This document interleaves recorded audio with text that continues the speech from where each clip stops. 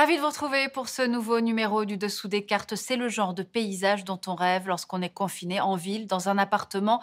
Bienvenue en Forêt Noire, un trait d'union entre nos deux pays, la France et l'Allemagne.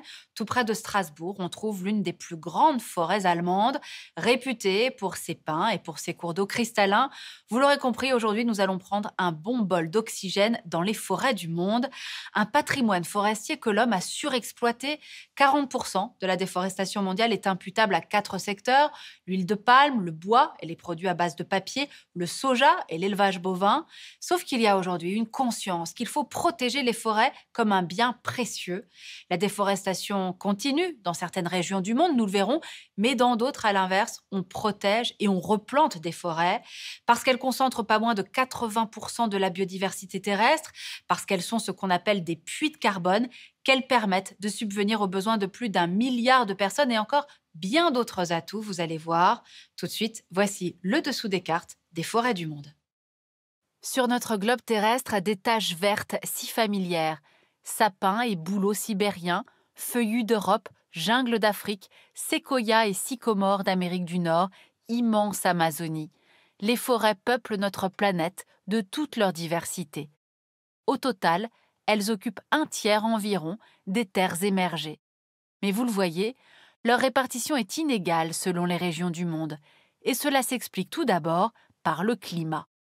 Prenons quelques-unes des plus importantes forêts de la Terre. En zone boréale, les très grandes forêts du Canada, de Finlande ou de Russie. En zone tempérée, les forêts couvrent une partie des États-Unis et de l'Europe. Du côté des tropiques, on les trouve par exemple au Mexique, sur le pourtour méditerranéen, dans le sud de la Chine et du Japon, au centre de l'Australie. Et de part et d'autre de l'équateur, ce sont les jungles profondes d'Amazonie, du bassin du Congo et d'Asie du Sud-Est. À elles seules, ces forêts tropicales représentent d'ailleurs près de la moitié des forêts du monde.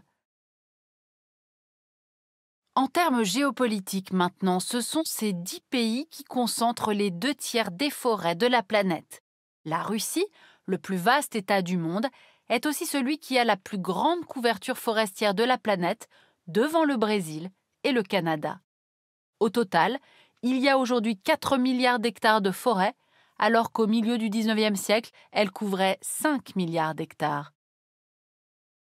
C'est qu'entre-temps, les espaces forestiers sont devenus des terres agricoles, des villes, des routes, des centres commerciaux pour une population toujours plus nombreuse et qui consomme toujours plus de bois et de papier. Alors pourquoi faut-il préserver les forêts? D'abord, c'est essentiel parce qu'elles sont un bien commun à tous les êtres vivants. Parce qu'elles abritent plus de 80% des espèces d'animaux, de plantes et d'insectes que compte la planète, selon l'ONU. Et parce qu'1,6 milliard de personnes en dépendent pour assurer leur subsistance.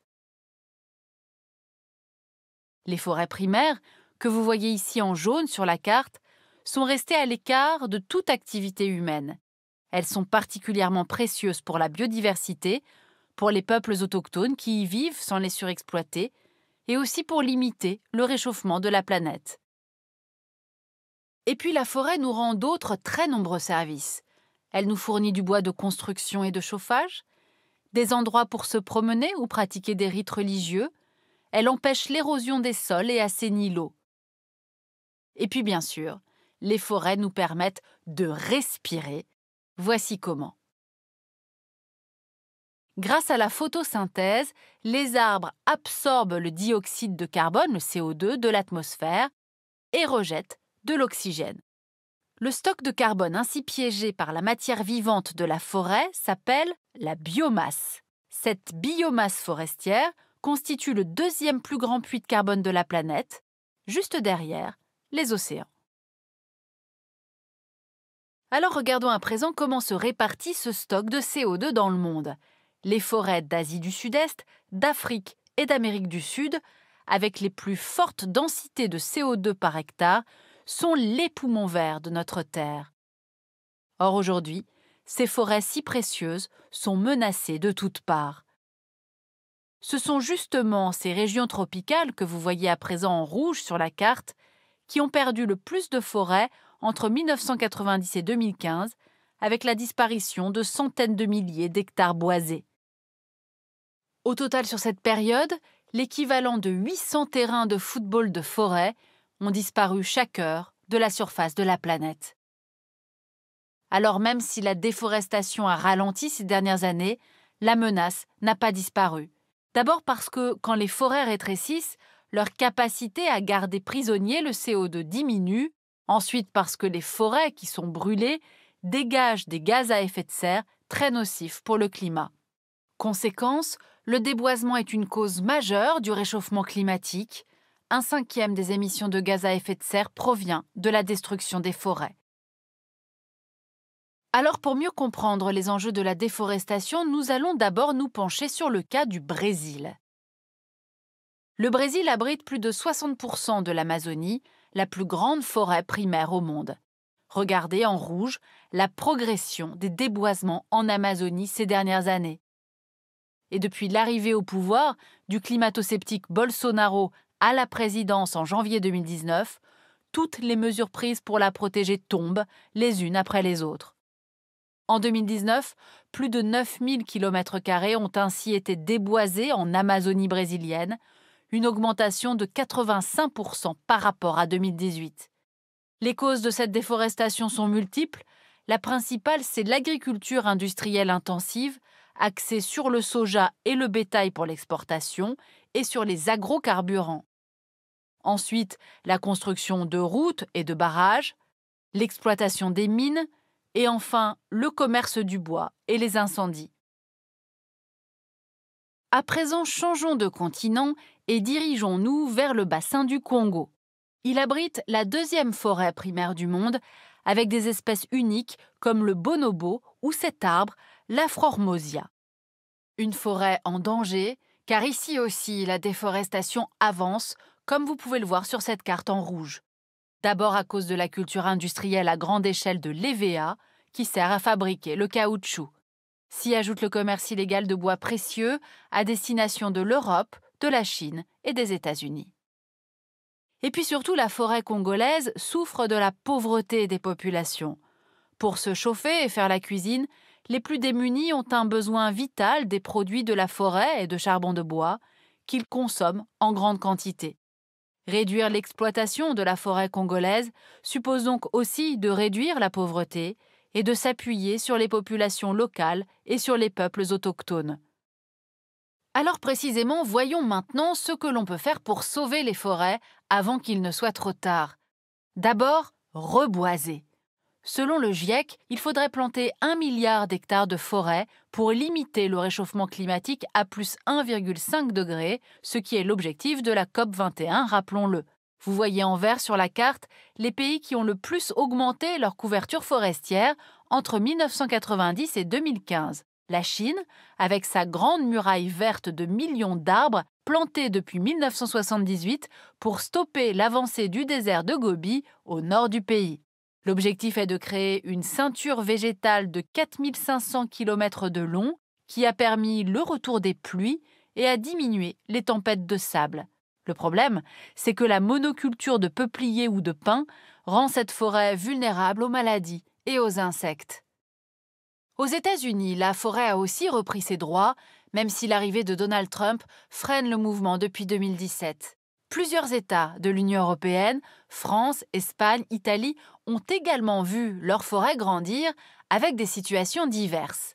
En France, par exemple, la superficie forestière n'a cessé d'augmenter et elle représente aujourd'hui 1/3 du territoire.